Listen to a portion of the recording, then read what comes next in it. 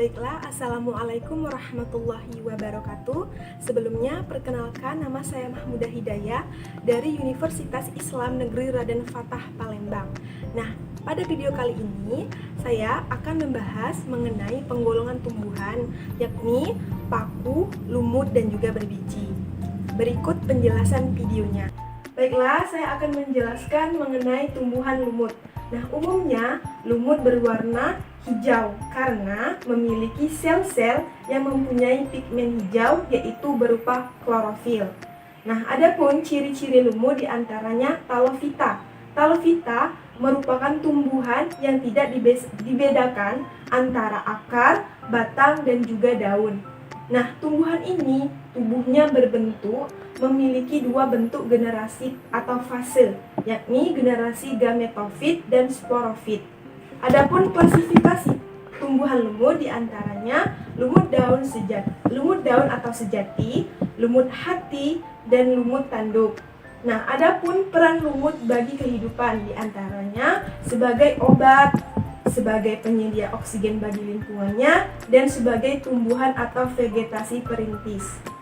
Selanjutnya yaitu tumbuhan paku. Ialah tumbuhan berkoromus yang mana tumbuhan yang memiliki batang, akar, dan daun yang sebenarnya.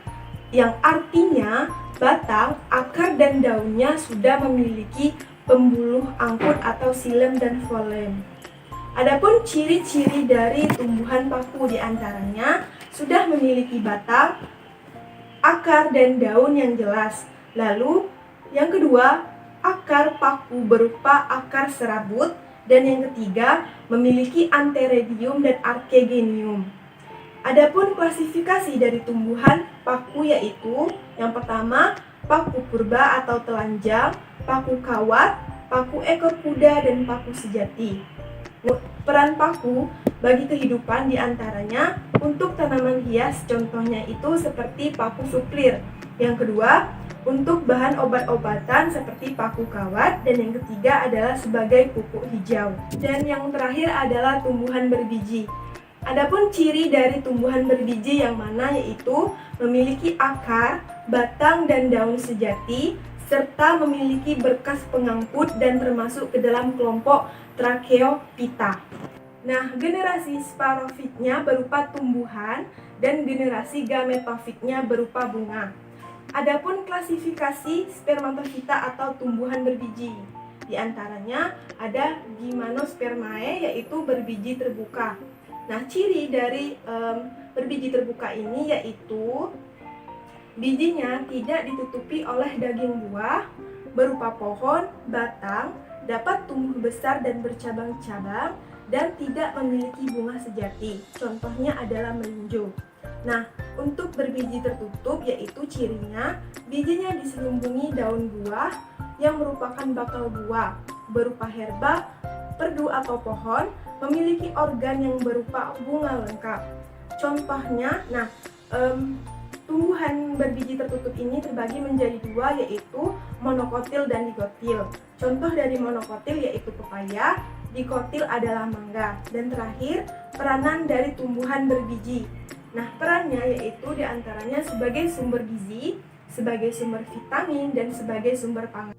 Nah, untuk video yang selanjutnya yaitu mengenai pengamatan terhadap keadaan lingkungan yang ditumbuhi oleh tumbuhan lumut, paku, dan juga berbiji, serta pengamatan terhadap struktur tubuh dari tumbuhan lumut, paku, dan juga berbiji. Berikut videonya.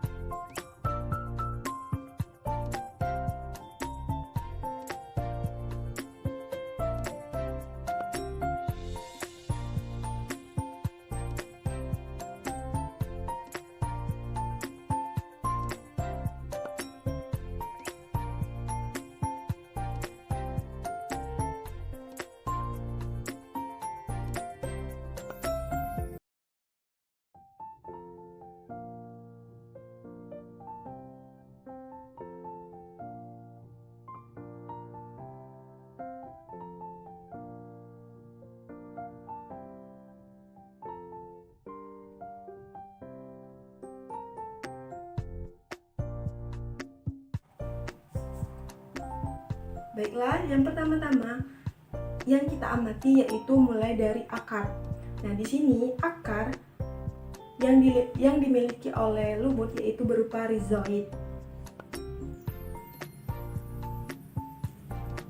Sedangkan tumbuhan berbiji yaitu tunggang.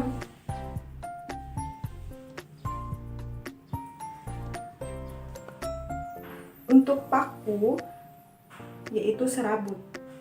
Akarnya berupa serabut.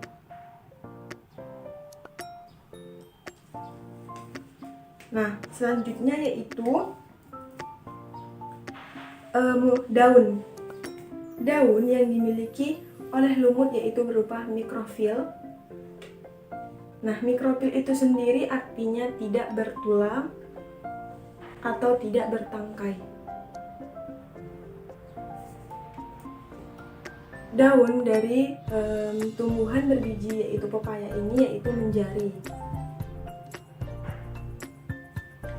Sedangkan paku yaitu mikrofil dan juga makrofil, serta daun mudanya menggulung.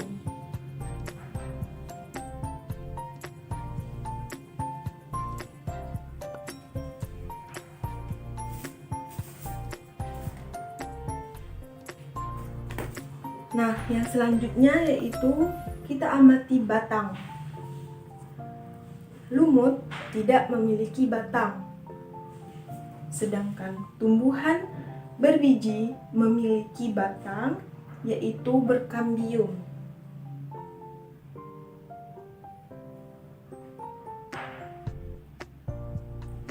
Lalu yang selanjutnya paku. Batang dari tumbuhan paku yaitu berupa rizoma.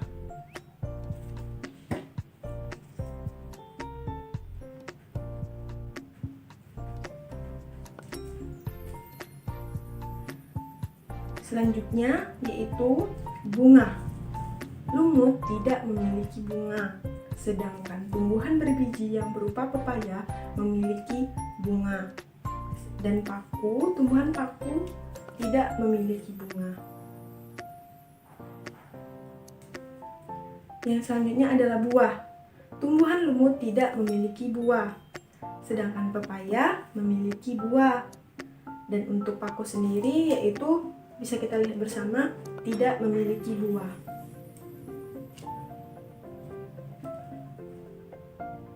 Biji. Nah, di sini tumbuhan lumut juga tidak memiliki biji. Sedangkan tumbuhan berbiji yaitu pepaya memiliki biji yaitu dikotil. Sedangkan paku tidak memiliki biji.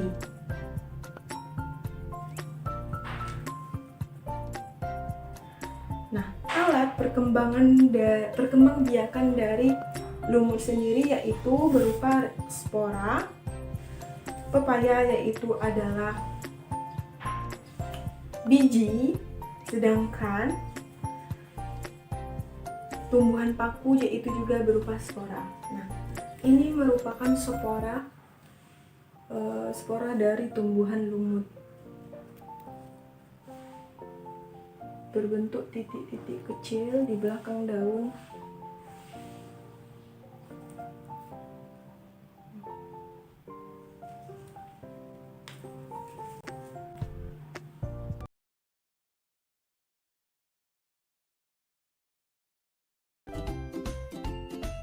Alat dan bahan yang kita butuhkan adalah lup atau kaca pembesar, lumut, serta berbagai jenis tumbuhan paku atau Pteridophyta, serta mikroskop jika kalian ingin mengamati bagaimana bentuk sorusnya dengan perbesaran tertentu.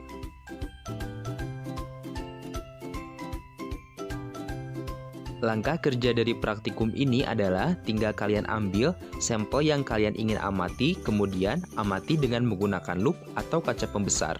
Yang kalian amati adalah morfologi dari tumbuhan tersebut, yaitu bagian-bagian penyusun tumbuhan tersebut seperti akar, batang, daun, dan bagian lainnya. Pertama, di sini saya akan mengamati lumut dari kelas Hepaticopsida atau lumut hati, yaitu dari spesies Marchantia sp. Teman-teman di sini dapat mengamati bagaimana bentuk dari tubuh tumbuhan lumut hati ini. Tubuhnya berbentuk lembaran dan pipih. Kemudian di sini juga dapat terlihat bagaimana bentuk dari alat reproduksi betina dari lumut tersebut. Gametofit betina lumut hati ini membentuk arkegoniofor yang di bagian ujung tangkainya terdapat struktur berbentuk cakram atau seperti payung dengan tepi berlekuk ke dalam seperti jejari. Di bagian bawah cakram terdapat arkegonium. Arkegonium ini membentuk sel kelamin betina atau ovum.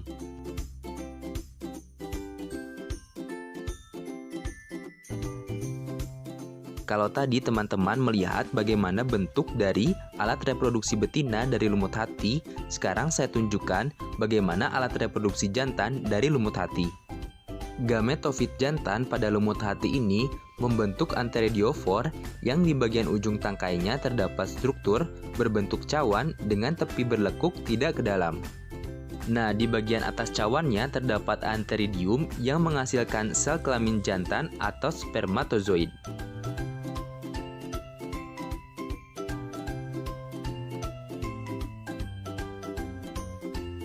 Untuk lebih memperjelas lagi bagaimana perbedaan morfologi antara alat reproduksi jantan dan betina pada lumut hati, di sini saya coba untuk sandingkan keduanya. Nah, teman-teman di sini dapat melihat bagaimana perbedaan keduanya. Perbedaan yang paling menyolok adalah bagaimana bentuk dari cawan pada ujung tangkainya. Biar teman-teman lebih cepat mengingat, saya analogikan bahwa anteridium atau alat reproduksi jantan dari lumut hati ini cawannya mirip seperti bintang laut. Sementara arkegonium atau alat reproduksi betinanya mirip seperti pohon kelapa.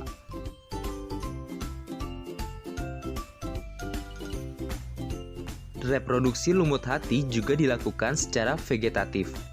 Reproduksi vegetatif ini menggunakan struktur khas berbentuk seperti mangkok yang disebut sebagai gemma cup atau piala tunas. Nah, kalau kalian perhatikan di dalam struktur yang berbentuk seperti mangkok tersebut terdapat gemma atau tumbuhan lumut kecil. Bila tumbuhan lumut kecil tersebut terlepas, akan membentuk tumbuhan lumut yang baru.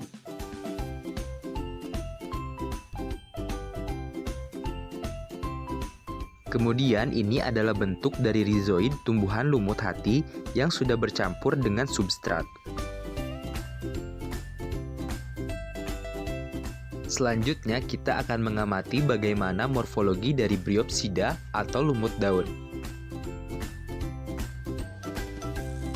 Di sini dapat teramati bagaimana bentuk dari bagian yang menyerupai daun, kemudian bagian sporangium dan seta.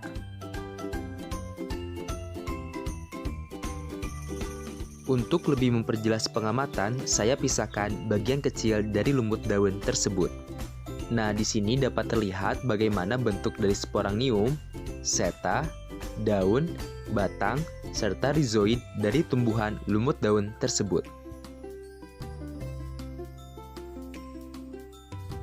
Teman-teman, setelah kita mempelajari morfologi dari lumut, selanjutnya kita akan mempelajari morfologi dari tumbuhan paku atau Pteridophyta. Tumbuhan paku pertama yang akan kita amati adalah spesies Adiantum radianum dari subdivisi paku sejati. Pertama, kita akan amati bagaimana bentuk dari batangnya. Bentuk dari batang tumbuhan paku ini memiliki warna hitam dengan bentuk bulat memanjang dengan permukaan halus dan licin. Akar dari tanaman paku ini berupa akar serabut. Kemudian daunnya berwarna hijau, berbentuk seperti kipas, dan merupakan daun majemuk. Sorus pada tanaman ini terletak pada bagian belakang daun. Kemudian akan kita amati bagaimana bentuk dari sorus tanaman tersebut dengan menggunakan mikroskop. Ini adalah kenampakan dari sorus tanaman Adiantum radianum pada mikroskop dengan perbesaran okuler 10 dan perbesaran objektif 4 atau 40 kali diperbesar.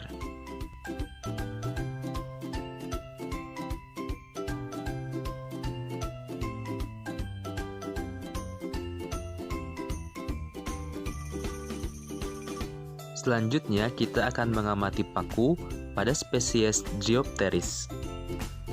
Batang dari tanaman paku ini mudanya berwarna hijau, berbentuk bulat memanjang. Kemudian akarnya merupakan akar serabut. Daun dari tanaman ini merupakan daun majemuk menyirip ganda. Terdapat dua macam daun, yaitu daun sporofil yang menghasilkan spora dan daun tropofil untuk fotosintesis. Pada daun sporofil, letak sorus berada di belakang daun. Selanjutnya akan kita coba lihat bagaimana bentuk dari sorus tanaman paku ini dengan menggunakan mikroskop.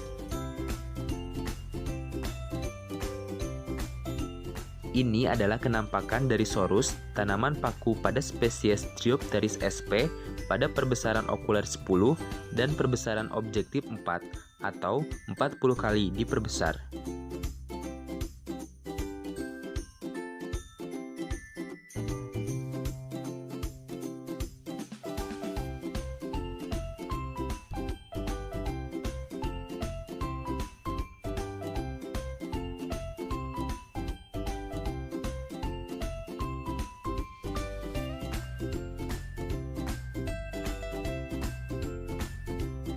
Selanjutnya kita akan mengamati tumbuhan paku pada spesies Pteris vittata. Pteris vittata mempunyai bentuk daun majemuk menyirip, dengan tepi daun rata tidak bergerigi. Batang dari tanaman ini berbentuk bulat memanjang dan kaku. Kemudian akar dari tanaman ini merupakan akar serabut tidak bercabang atau monopodial. Bentuk dari akarnya ini tipis dan berwarna coklat. Kemudian sorusnya terletak di bagian belakang daun, yaitu pada bagian tepi bawah daun dengan letak berjejer dan sorusnya berwarna coklat. Selanjutnya akan kita amati bagaimana bentuk dari sorus tanaman ini dengan menggunakan mikroskop.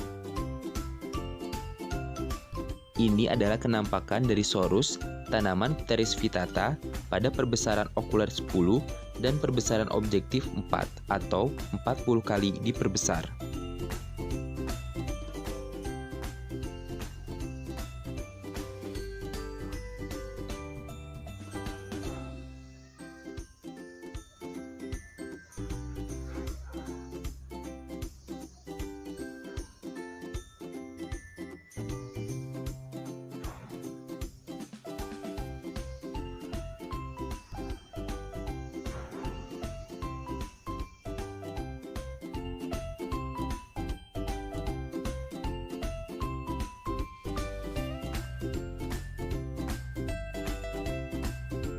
Terakhir, kita akan mengamati paku dengan spesies Belvisia spicata.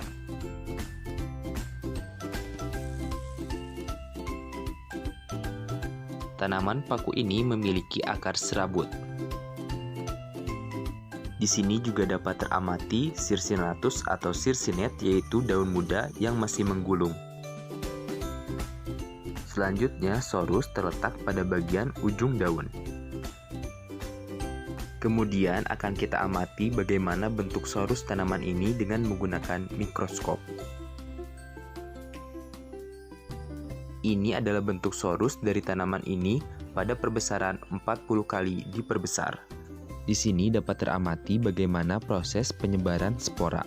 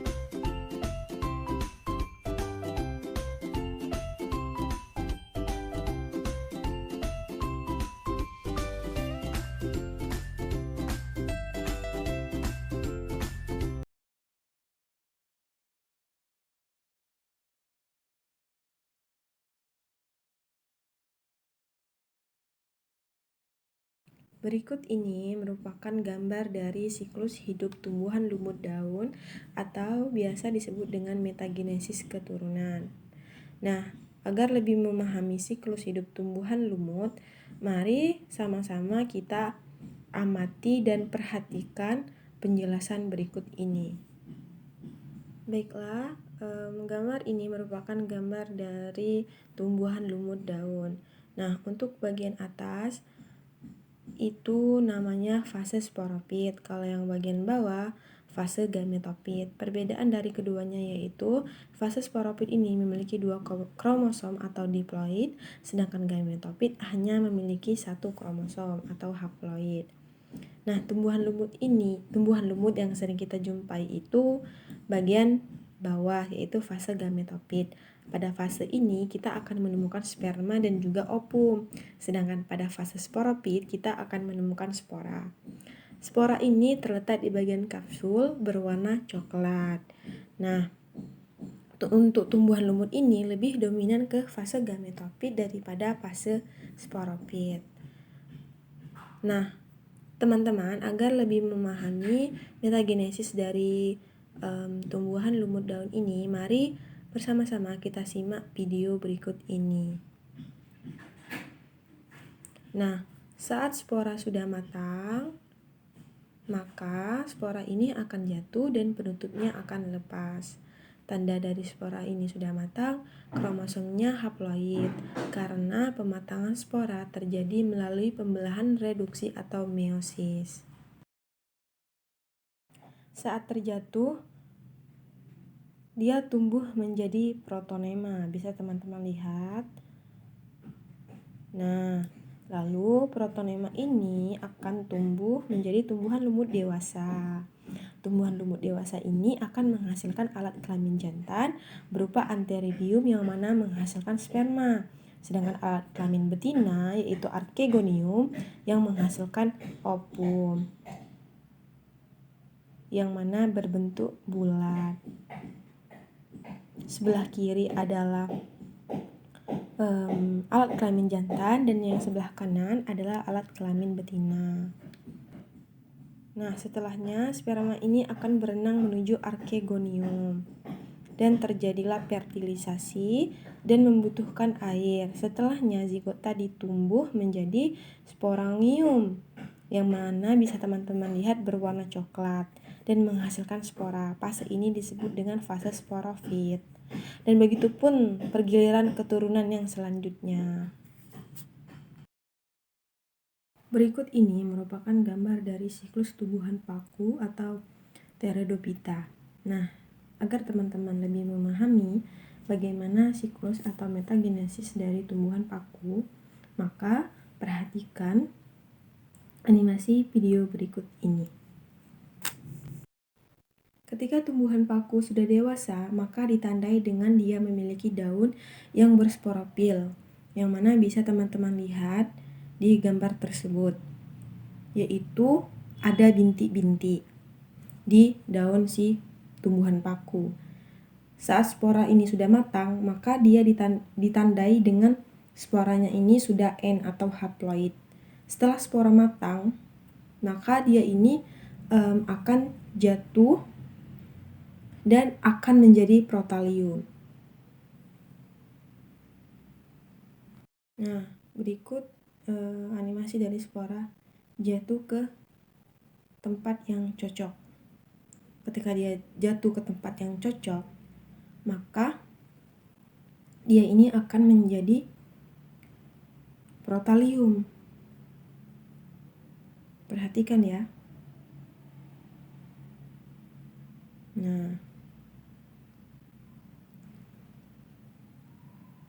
Nah, berbentuk seperti love protaliumnya. Nah, di protalium inilah kita akan menemukan alat kelamin jantan dan juga alat kelamin betina. Dan juga pada protalium inilah gametofit akan dihasilkan. Antheridium ini akan menghasilkan spora, sedangkan archegonium akan menghasilkan ovum.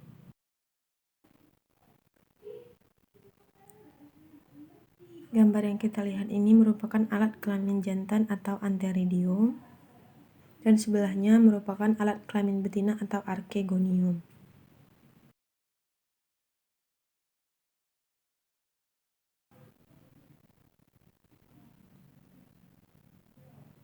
Nah, ini merupakan sperma yang dihasilkan oleh antheridium dan bergerak ke archegonium, bertemu dengan telur. Nah, inilah yang disebut dengan fertilisasi. Jadi, pembuahan terjadi di sini di archegonium. Setelahnya, zigot akan terbentuk dan tumbuh menjadi tumbuhan paku dewasa. Setelahnya, paku dewasa akan membentuk daun yang berspora lagi. Dan begitu pun metagenesis atau siklus tumbuhan paku, yaitu secara berulang. Dan yang terakhir adalah reproduksi dari tumbuhan berbiji. Gambar tersebut merupakan reproduksi dari tumbuhan berbiji atau spermatopita. Di sini tumbuhan berbunga merupakan kelompok dari tumbuhan Angiospermae, yaitu berbiji tertutup karena dia memiliki perhiasan, yaitu kelopak dan juga mahkota. Intinya dia memiliki perhiasan yang lengkap. Sebelum terjadi yang namanya fertilisasi, letak betina di sini, yaitu di bakal buah atau oparium. Nah, ini namanya oparium semua atau bakal buah. Nah, ini merupakan calon buah nanti. Umumnya buah terbentuk oleh oparium ini. Di dalam bakal buah terdapat bakal biji. Nah, ini merupakan bakal biji atau opul. Jadi, yang namanya telur terdapat di opul. Telur ada di dalam sana. Nah, untuk yang jantan terjadi di kepala sari atau di anter. Nah, disinilah serbuk sari akan dihasilkan. Ini adalah serbuk sari. Nah, setelahnya akan jatuh di kepala putik. Dan sedangkan yang betina di dalam ovul. Nah, di situ. Atau bakal biji bisa dilihat di sini terdapat telurnya.